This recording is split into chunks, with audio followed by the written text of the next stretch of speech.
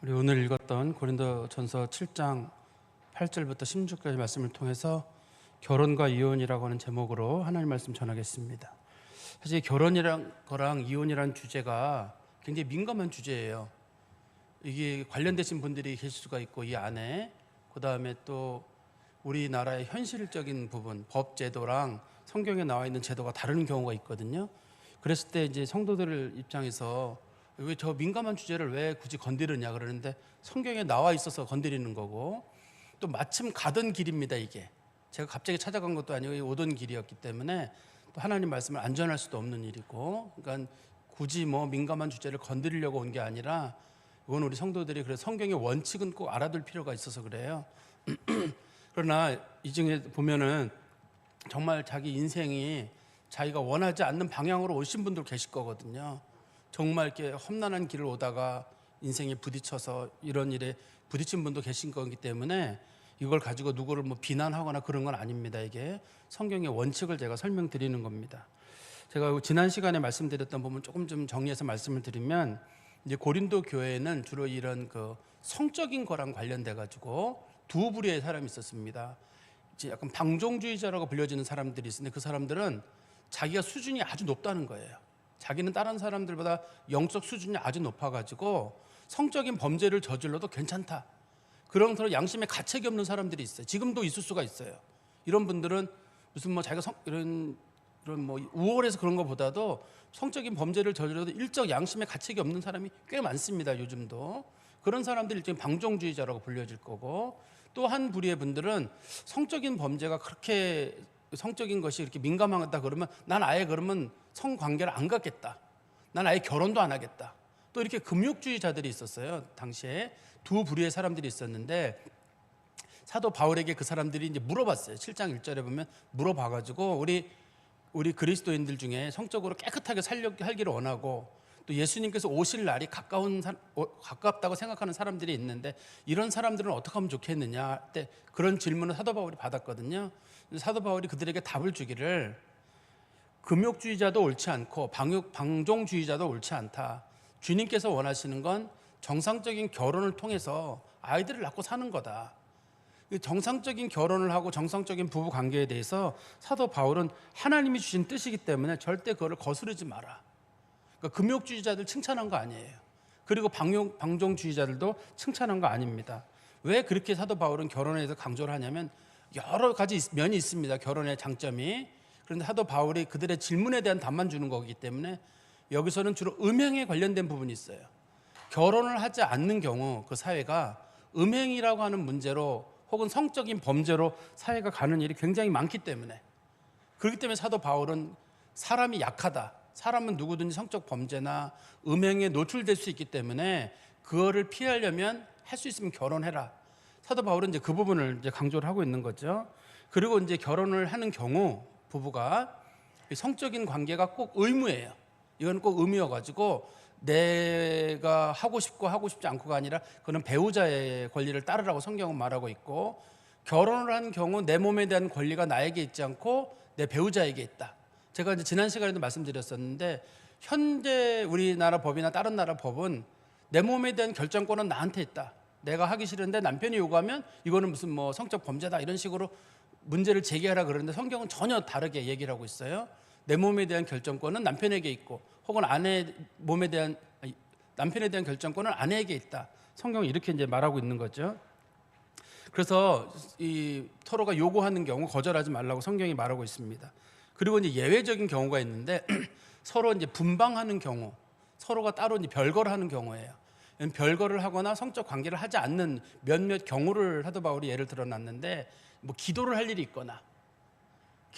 있거나 그다음에 서로가 합의해서 당분간 우리 이런 일 때문에 우리 뭐 좀 부부 관계를 좀 갖지 말자라든지, 아니면 뭐 사업이나 뭐 이런 거를 서로 거리를 두고 살고 있는 경우, 그런 경우나 뭐 일정 기간 동안 서로 만나지 못할 일이 생기는 경우, 다시 한번 말씀드리면 기도를 위한 것, 그러니까 영적인 어떤 일로 인해서 내가 말씀 보거나 기도하거나 금식을 하는 일이 있거나, 혹은 내가 무슨 어떤 특별한 일로 인해서 서로 합의하에 우리 얼마 동안은 따로 지내야 되는 일이 생겼을 거거나, 아니면 기간을 정하는 경우나, 이렇게 경우는 사도 바울이 허락을 했어요. 성경에 나와 있으니 이거는 허락할 수 있다. 서로가 떨어져 지내고 부부 관계를 잠깐 멈추는 걸 허락할 수 있는데, 그런데 이것도 하지 말라고 그랬어요. 이게 잘못된 오해를 하면 뭐가 되냐면 서로가 합의를 보고 기간을 정하고 그리고 경건을 위해서는 하지 말라고 성경이 돼 있다 그러는데, 성경은 그렇게 말하지 않고 경건을 위해서라도 할 수만 있으면 피해라. 경건이라는 이유로. 왜냐하면 이게 누군가가 이것을 성적 범죄의 도구가 되거나 이거를 가정이 파탄 나는 일이 생길까 봐 그러는 거예요, 성경에서는요. 그래서 이거를 무슨 경건을 위해서 기도를 위해서는 서로 분방하라고 돼 있다. 성경의 의도는 전혀 그거랑은 다르게 돼 있습니다. 그런데 사도 바울은 이제 자기 같은 경우를 예를 들면서, 그러나 원래부터 이 절제 은사를 받은 사람들이 간혹 있어요. 남자분들 중에서도 야, 너 결혼해라 그런데 진짜 결혼에 대한 관심이 일절 없는 사람이 있습니다. 성경에서 이걸 절제 은사라고 부르거든요. 어떻게 관심이 있어요. 여자분들 중에도 이 성적인 거나 부부 결혼이나 이런 거에 일절 관심이 없는 사람들이 있습니다. 이런 사람들은 예외다. 자기가 그런 경우래요, 사도 바울은. 나는 그런데 일절 관심도 없고 하나님께서 자기에게 왜 그런 은사를 줬는지 모르지만 자기는 관심이 없는데, 자기처럼 그런 거에 전혀 관심이 없는 사람들, 그런 사람들은 혼자 살아도 괜찮다. 그러나 자기 같은 경우가 아닌 경우는 꼭 결혼을 해라. 결혼하는 것이 하나님의 창조 명령이다. 이렇게 얘기를 하고 있습니다. 그러니까 혹시 여러분 중에도 누가 결혼 안 한다고 할 때 그게 이제 말도 안 돼, 그렇게 하지 마시고 그러지 마시고, 그런 사람이 있을 수가 있어요. 우리가 왜 그런 말 쓰죠? 어른들 말 중에 나 빨리 죽고 싶다는 말 다 거짓말이라고. 그런데 그거 진실인 사람도 있어요. 그거를 사람들은 아이고 빨리 죽고 싶다는 말 다 거짓말이라고. 실제로 연세분 드신 분 중에 몸이 많이 아프거나 상황이 여러 가지 어려워진 분들 중에는 하나님이 빨리 부르셨으면 하는 바람이 있는 분들이 계세요. 그런데 저 거짓말이라고 그 나이 되면 알아요. 제가 볼 때 그 나이 되면 알게 되기 때문에 그렇게 쉽게 뭔가를 단정적으로 얘기하는 건 옳지 않습니다. 우리 성경 말씀 보시면 8절 9절입니다. 내가 결혼하지 아니한 자들과 과부들에게 이르노니. 여기 이제 결혼하지 아니한 사람들은 처녀 총각을 부르는 말이 아닙니다. 처녀 총각에 관련된 얘기는 25절부터 다시 나와요. 여긴 처녀 총각을 부르는 말이 아니라 결혼하지 아니한 자들은 여기서는 호랍이에요.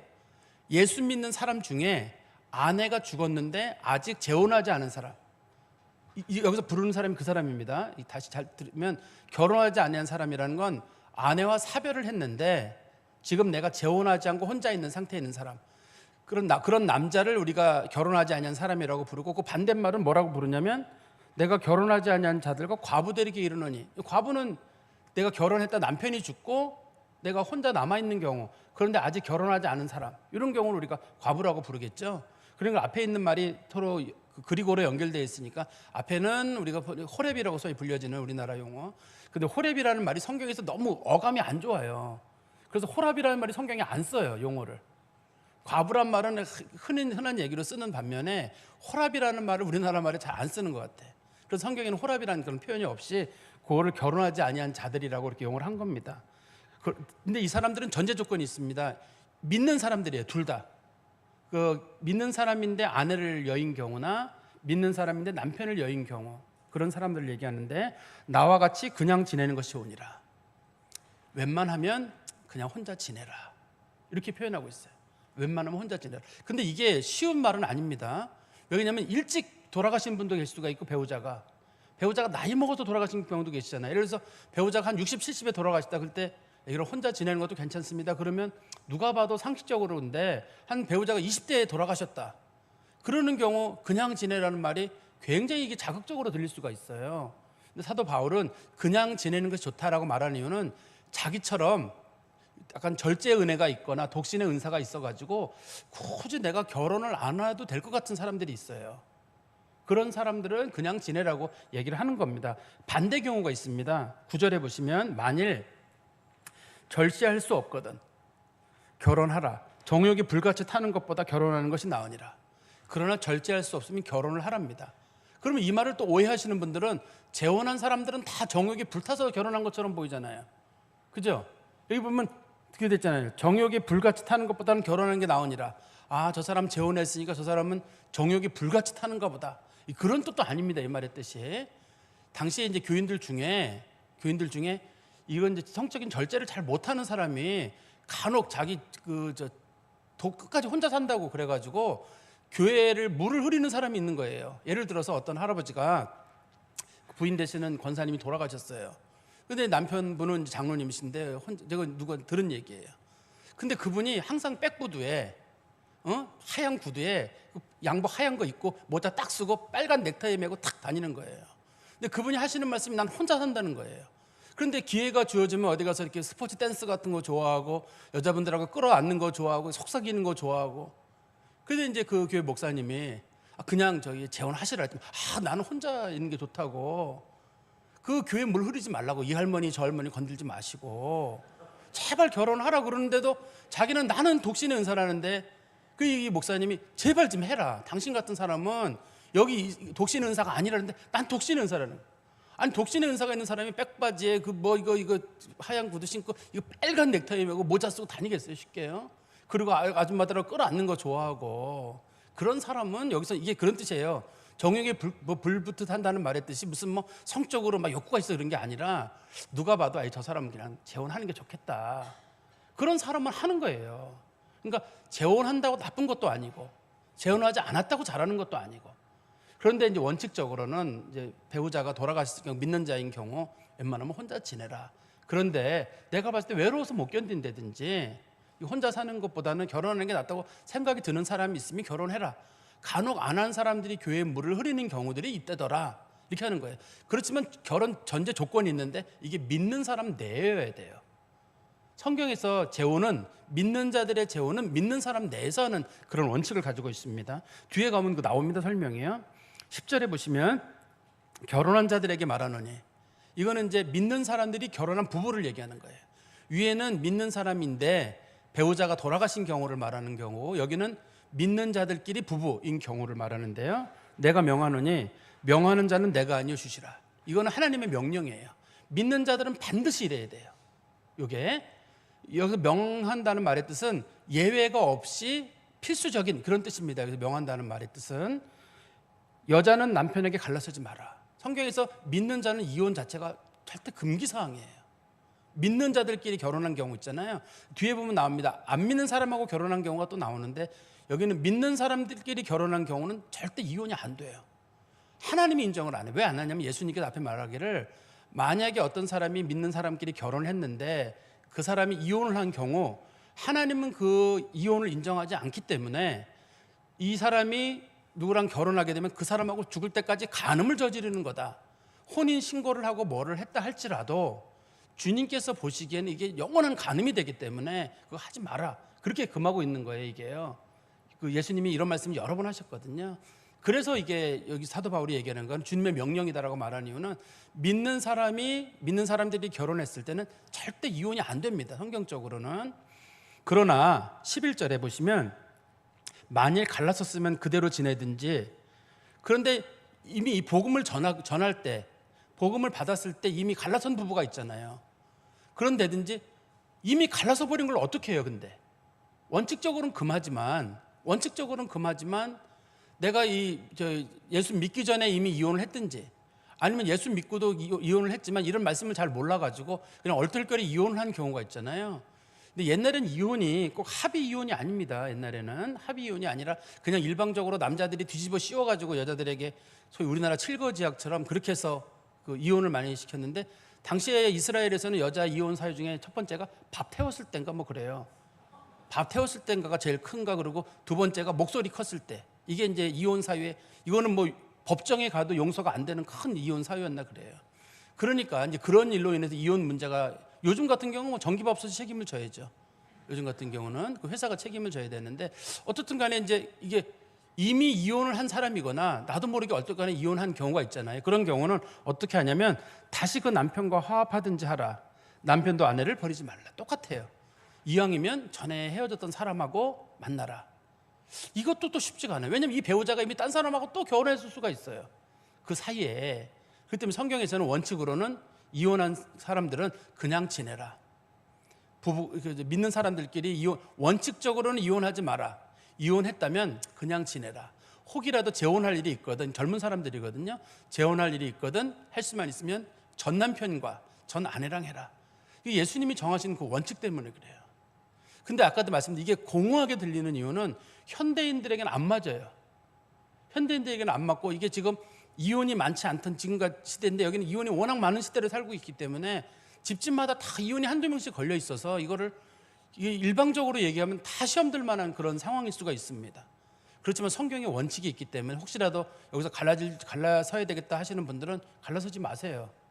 지금 마음속에 난 갈라서야 되겠다 뭐 이런 분들은 갈라서지 마시고, 혹시라도 갈라선 분들은 그 배우자랑 다시 만나고. 이건 주님께서 이거를 왜 이렇게 강조하시냐면 이게 언약 백성이어서 그래요. 하나님의 언약 안에 들어있는 사람은 쉽게 갈라서면 안 돼요. 천국 가서 볼 사람들이기 때문에 쉽게 갈라서지 마라. 그렇지만 이제 문제는 이제 상대편 배우자가 있잖아요. 상대편 배우자가 워낙 못되게 굴었거나 폭력적이거나 뭐 이런 경우가 있을 수 있을 거 아니에요. 그런 경우들이 있는데 그런 경우에 대해서는 성경에서 그러면 그냥 지내라. 그러저러한 이유로 문제가 생겼거든. 그럼 그냥 지내라. 이렇게 설명하고 있습니다. 그리고 12절에 그 나머지 사람들이란 말은 위에는 첫 번째는 믿는 사람인데 배우자가 돌아가신 경우고, 두 번째는 믿는 사람 둘 다 믿는 사람 부부인 경우고, 그 나머지란 말은 믿는 사람하고 믿지 않는 사람이 결혼한 경우예요. 그 나머지라는 말의 뜻은요, 그 나머지 사람들에게 내가 말하노니 이는 주의 명령이 아니라. 주의 명령이 아니란 말, 이건 필수적이 아닙니다. 왜 아니냐면 이 명령을 교회 안 다니는 사람은 안 받아들일 거거든요. 이거 주의 명령이다 그래봤자 어차피 교회 안 다니는 사람은 명령인지도 모르고 명령이라고 얘기해도 어차피 안 들을 거기 때문에 이거는 주의 명령, 필수적이 아니라 이건 선택적인 면이에요. 선택적인 면이고, 여기는 이제 그리스도인들의 지혜가 필요하죠. 만일 어떤 형제에게 믿지 아니하는 아내가 있어 그 남편과 함께 살기를 좋아하거든 그를 버리지 말며. 진짜 아내가 여러 가지로 흉이 많아요. 흉이 많은데 그 아내가 나 당신과 함께 살고 싶다. 그러면 살으라는 거예요. 근데 그 사람이 교회를 안 다니는 거예요. 끝까지 교회를 가자고 그렇게 해도. 여기서 이제 이혼 사유 중에 하나가 뭐냐면 같이 신앙생활을 해야 된단 말이에요. 그런데 이 여자가 교회를 안 갈 뿐만 아니라 신앙생활 문제로 늘 그냥 문제를 일으키는 거예요. 당신 교회가 오면 난리 핀다. 그러면 남편 입장에서 야, 난 신앙생활에 당신과 갈라서야 되겠다. 신앙생활을 핑계대지 말라는 거예요. 이혼할 때 신앙생활을 핑계대서 이혼하지 말라는 거예요. 그 사람이 당신과 어떻든 같이 살고 싶다 그러면 같이 살아라. 그리고 또 반대말이 또 있죠. 13절에 보시면 만일 어떤 여자에게 믿지 않냐는 남편이 있어. 교회를 가자려도 안 가고 교회 가는 것도 방해하고 늘 그러는 사람이에요.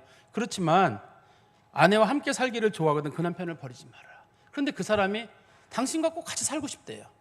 교회 가는 것도 싫고 교회도 못 가게 하고 그러면서도 꼭 그 사람하고 같이 살고 싶대요. 그러면 신앙 핑계 대지 말고 그 사람하고 살아라. 그럼 우리 생각할 때는 아이 목사님 그거 어떻게 삽니까? 인생이 짧지도 않고 수십 년을 살아야 되는데. 성경에서 이걸 강조하는 데는 그만한 이유가 있어요. 우리에게 중요한 건 내 인생보다 한 사람의 영혼과 구원이 더 중요해서 그래요. 아까도 말씀드린 대로 이혼, 재혼 문제도 인간에게 굉장히 중요한 문제잖아요. 그렇지만 더 중요한 건 성경에서는 영혼의 구원 문제와 주님의 언약의 문제가, 하나님의 그 성도로서의 삶이 더 중요해서 그런 겁니다. 이게 그러니까 이혼을 가볍게 보거나 결혼을 가볍게 봐서가 아니라 성도들에게 중요한 건 신앙 생활이 중요하고 하나님과의 약속, 사람들의 구원 이런 게 중요해서 그래요. 한번 보세요. 우리 14절에 보시면 믿지 아니하는 남편이 아내로 말미암아 거룩하게 되고 믿지 아니하는 아내가 남편으로 말미암아 거룩하게 되나니 그렇지 아니하면 너희 자녀도 깨끗하지 못하니라. 그러나 이제는 거룩하니라. 여기 보면 그 남편이 교회를 안 다니는데 아내로 말미암아 거룩하게 된대요. 여기서 거룩하게 된다는 말의 뜻은 남편이 뭐 구원을 받는다거나 그런 뜻은 아닙니다. 여기서 뭐 아내가 거룩하니까 남편도 그 거룩을 배워가지고 남편도 거룩하게 된다 그런 뜻도 아닙니다. 여기서 거룩하게 된다는 말의 뜻은 믿는 여자랑 살다 보면 혹시 그 사람이 구원받을지 누가 아느냐. 우리 16절에 보세요. 16절에 보면 그런 표현이 있죠. 아내 된 자여 내가 남편을 구원하는지 어찌 알 수 있으며 남편 된 자여 내가 내 아내를 구원하는지 어찌 알 수 있으리요. 이런 뜻이잖아요. 그래서 거룩하다는 말의 뜻이 위해서 혹시라도 너의 남편이 너 때문에 구원받을지 어떻게 아느냐. 늘 너한테 폭력적이기도 하고 예수도 못 믿게 하고 괴롭히지만 이혼하기도 죽어도 싫어하면 하나님께 저 사람 어떻게 하든지 구원하게 하시려는 뜻인가 보다 싶어가지고 적어도 구원의 가능성은 두고 절대 헤어지지 마라. 그리고 또 거꾸로 이제 이번에는 아내가 교회를 안 다니는 경우예요. 안 다니는 경우를 할지라도 종교적인 핑계 대지 말고 할 수만 있으면 너로 말미암아 아내가 거룩하게 되도록. 거룩하다는 말은 아내가 혹시라도 구원받을지 어떻게 하냐는 거예요. 또 세 번째는 자녀들의 문제예요. 믿는 부모와 믿는 아빠나 믿는 엄마와 안 믿는 엄마나 아빠로 인해 가지고 두 사람이 이혼해 버렸다. 그러면 자녀들이 교회를 떠날 가능성이 너무 높다는 거예요. 그러니 너희 자녀들을 거룩하게 하기 위해서 너희들 머물러라. 맨 끝에 이런 표현이 있죠. 14절에 그러나 이제는 거룩하니라. 너희들이 안 믿는 자랑 살고 있고 안 믿는 여자, 안 믿는 남자랑 살고 있지만 이혼하지 않고 지금 그대로 살고 있지 않느냐. 그러니 너희 자녀들은 그래도 구원의 가능성이 있다. 그런데 만약에 너희들의 인생을 생각하고 그래서 못 살겠다 그러고 이혼해 버리게 되면 너희들의 자녀의 구원 문제는 그거는 가능성이 거의 없다는 거예요. 그래서 성경에서는 거룩이라는 용어로 쓴 거예요, 이게요. 그러니까 이게 안 믿는 남자랑 결혼했거나 안 믿는 여자랑 결혼하는 경우, 그런 경우인데 그쪽에서 뭐 이렇게 같이 살고 싶어 한다. 그러면 같이 살아라. 그 사람 구원할지 어떻게 아느냐. 또 자녀들 구원할지 어떻게 아느냐. 이렇게 설명하는 거죠. 그러나 정반대되는 경우가 있습니다. 15절에 보시면 혹 믿지 아니하는 자가 갈리거든 갈리게 하라. 형제나 자매나 이런 일에 구애될 것이 없느니라. 그런데 그쪽에서 난 당신과 못 산다. 안 믿는 사람이 얘기해. 난 당신과는 못 산다. 이혼하자.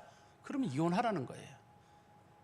그 사람이 막 너 예수 믿을래? 나랑 결혼할래? 너 교회 다닐래? 나랑 결혼할래? 그럼 교회 다니래요. 그 사람하고 헤어지는 게 죄가 되지 않는다는 거예요. 결혼을 전제로 그 사람 구원한다는 전제로 신앙을 포기하지 말라는 거예요. 신앙을 포기하게 만드는 사람들이 있거든요. 그래서 배우자 때문에 교회 안 다니는 사람들이 꽤 많습니다. 배우자들이 교회를 못 다니게 하는 거예요. 저는 목회자 중에도 그런 분을 제가 본 경우가 있거든요. 제가 옛날에 어린 시절에 모셨던 목사님께서 이혼 경력이 있으세요. 그래서 교회에서 목회자 뽑을 때 결격 사유가 된 거예요. 결격 사유가 됐는데 목회자는 이혼하게 되면 담임 목회자가 될 수 없거든요. 그래서 이제 우리 교회에서 이분을 못 뽑는다 그래서 제가 그때 제가 한 20살 남짓 됐는데 제가 이제 여쭤봤어요. 혹시라도 그분이 왜 이혼을 했는지를 한번 좀 물어봐 달라. 그래가지고 이제 우리 교회 장로님이 그쪽 교회나 그 친구분들에게 수소문을 해가지고 알아보니까 사모님이 약사시래요. 약사신데 남편에게 얘기하기를 당신 목회하지 말고 교회 다니지 마라. 평생 내가 돈 해서 먹일 테니까 가지 마라. 그래서 이분이 결국 얘기를 해가지고 할 수 없이 그분이 이제 다 이혼하고 애들 데리고 가셨다 그러시더라고요. 목회 못하게 하고 교회 못 다니게 한다는데 이걸 어떻게 여기서 합의를 볼 수 있어요? 이 부분에 있어서. 그래서 교회에서 그래서 그 목사님을 교회를 청빙을 해가지고 목회를 잘 하셨거든요. 마지막까지. 그런 경우처럼 이게 그런 케이스에 속하는 경우예요. 일반적으로 이혼의 문제가 안 되지만 그쪽에서 요구하는 경우입니다. 요구하는 경우는 이혼을 할 수 있습니다. 그렇지만 이런 표현이 있습니다. 그러나 하나님은 화평 중에 너희를 부르셨느니라. 그러나 화평 중이란 말은 너희가 문제를 일으키거나 너희가 소송을 걸거나 하지 마라. 남편이 요구하고 다 일을 만들어가지고 이혼으로 간다 그러면 가는데 니들이 이혼한다고 먼저 나서거나 다퉈가지고 이혼하겠다고 하거나 소송을 제기하거나 그런 건 하지 마라. 화평 중이란 말의 뜻은 그냥 그 사람이 헤어지자 그러면 그래 그 하나님의 뜻인 줄 알고 받아들이고 하는데 먼저 이혼 소송을 한다든지 막 다퉈가지고 이혼 중에 막 다투고 애들을 어떻게 하고 이렇게 하지 말고 다 양보하라는 뜻이에요. 그리고 마지막 16절에 아내 된 자여 내가 남편을 구원하는지 어찌할 수 있으며 남편 된 자여 내가 내 아내를 구원하는지 어찌할 수 있으리요. 이렇게 화평을 하는 이유는 이혼을 하는 그런 과정 가운데도 네가 다 양보하다 보면 나중에 그 사람 구원의 문제가 될지 어떻게 아냐는 거예요. 당신은 같이 살고 있는 동안에도 믿는 자로 살고 혹 헤어지는 일이 있어서 그 사람의 요구로 헤어지는 일이 있더라도 다 양보해라. 다 양보하라는 거야. 다 양보해서 혹시라도 그 사람의 구원이 이루어질지. 이 성경에서 초점은 구원과 언약 백성이라고 하는 게 너무 중요한 가치여서 그렇습니다. 제가 이제 말씀의 결론을 맺으면 성경에서는 재혼을 문제 삼지 않아요. 원칙적으로는 배우자가 돌아가셨을 경우에 재혼의 문제는 성경에서 맘 놓고 재혼하게 해주거든요. 그렇지만 이 재혼의 조건에는 믿는 자여야 돼요. 재혼의 조건은 믿는 자여야 되는데 재혼을 한다는 게 꼭 쉬운 일은 아닙니다. 이게 새로운 배우자랑 살고 살아나가는 일이 상당히 어려운 일이에요. 성경이 그걸 알고 있기 때문에 얘들아 될 수만 있으면 재혼 조심해서 해라. 재혼 웬만하면 하지 않는 게 좋다. 이익도 있는 것처럼 보이지만 손해보는 일이 많으니 하지 않으면 좋다. 그러나 너희들의 정욕적인 부분이 있거나 그런데 관심이 있으면 그건 해라, 재혼을. 그러나 믿는 자랑 해라. 그러나 믿는 자들끼리 결혼한 경우는 절대 이혼하지 마라. 이거는 주님이 이혼을 인정을 하지 않기 때문에 그래요. 이혼을 인정하지 않습니다. 그런데도 불구하고 문제는 이혼을 이미 한 사람이 있고, 한 사람이 있거든요. 한 사람이 있죠. 그리고 내가 예수 믿기 전에 이미 이혼한 상태에서 교회를 다니는 사람도 있을 거 아니에요. 그런 사람들이 성경이 원칙적으로 다 막아두고 있는 것만은 아닙니다. 성경에서는. 그런 경우는 할 수만 있으면 같이 그 전에 헤어졌던 사람이랑 또 만나서 살 수 있으면 살아라. 근데 이게 사람이 헤어진 사람을 또 만난다는 게 얼마나 어려워요. 헤어질 때는 서로가 안 좋은 모습을 보고 헤어지는 거 아니에요. 그렇지만 성경은 언약 백성은 거룩함을 유지하기 위해서 이 사람 저 사람 만나는 게 옳지 않다. 그러니 할 수만 있으면 그 배우자 만나서 다시 살아라. 하나님 나라에서 얼굴 볼 거 아니냐, 그렇게 말하고 있고, 그러나 혹이라도 안 믿는 배우자가 자꾸만 신앙적인 문제로 당신을 교회를 못 다니게 하고 헤어지도록 하고 이혼 서류를 작성해서 문제를 만들면 잘 받아줘라. 떠나는 마장 가운데서도 좋은 모습 보여서 잘 마무리를 지어라. 이게 성경이 설명하고 있습니다. 우리 그리스도인들의 지금 어려운 시대예요. 성경의 원칙이라는 게 있고 시대는 정 다른 방향으로 가고 있거든요. 그렇지만 그리스도인들은 결혼이라고 하는 이 과정이 한 사람을 구원의 길로 이끌도록 하나님 주신 기회일 수가 있어요. 믿는 부부도 그렇고 자녀들의 구원의 문제도 그렇고, 혹이라도 내가 안 믿는 사람을 만나서 결혼하는 경우, 그런 경우도 많죠 지금은요. 그렇지만 그런 경우에도 하나님이 주시는 구원의 기회인 줄 알고 그걸 하나님 앞에 잘 선용해라. 그리고 서로 결혼하는 과정 가운데서도 당신이 그리스도인이라는 걸 잊지 말아라. 우리가 예수 믿는 사람이면 큰 특권을 누리는 거거든요. 믿는 자라는 특권을 누린다면 손해보는 일도 있어야 됩니다. 이게 우리가 예수도 얻고 세상도 얻고 다 얻을 수는 없어요. 예수 믿는다고 하는 것, 천국을 얻었으면 내가 양보를 해야 됩니다. 상당 부분은 양보하고 끌어안고, 인생의 결혼, 이혼 굉장히 중요한 문제거든요. 거기서도 양보하고 손해봐야 될 일이 많아요. 예수 믿는 사람이기 때문에. 하늘의 큰 상을 누리는 사람들은 그 정도 손해도 볼 수 있다고 성경이 말하니까요. 이걸 마음에 잘 두시고 사시기를 간절히 소망합니다. 기도하겠습니다. 하나님 아버지, 주님 은혜 감사합니다. 주의 말씀이 때로는 우리에게 즐거움을 주고 또 부활의 소망처럼 희망을 주기도 하지만 현실적인 문제들은 여전히 우리를 힘들게 하고 또 그 문제를 어떻게 처리할지 어렵습니다. 우리나라가 세계에서 이혼율 1위를 달릴 만큼 우리 사회의 부부간에도 그만큼 감정의 골이 깊고 쉽게 갈라서는 사회이지만 주님께서는 원칙적으로 인정하지 않는다는 사실을 늘 마음에 기억하고 세상과는 다른 그런 가치를 가지고 하나님의 약속의 자녀로서의 의무와 권리를 늘 마음에 두며 살아가도록 저희를 붙잡아 주시옵소서. 또 혹시 우리 주변에 그런 마음을 먹는 사람들이 있거든 우리가 또 말씀으로 권면하고 마음을 잘 자제할 수 있도록 기도하는 은혜도 우리 가운데 있게 하여 주시옵소서. 예수 그리스도의 이름으로 기도하옵나이다. 아멘.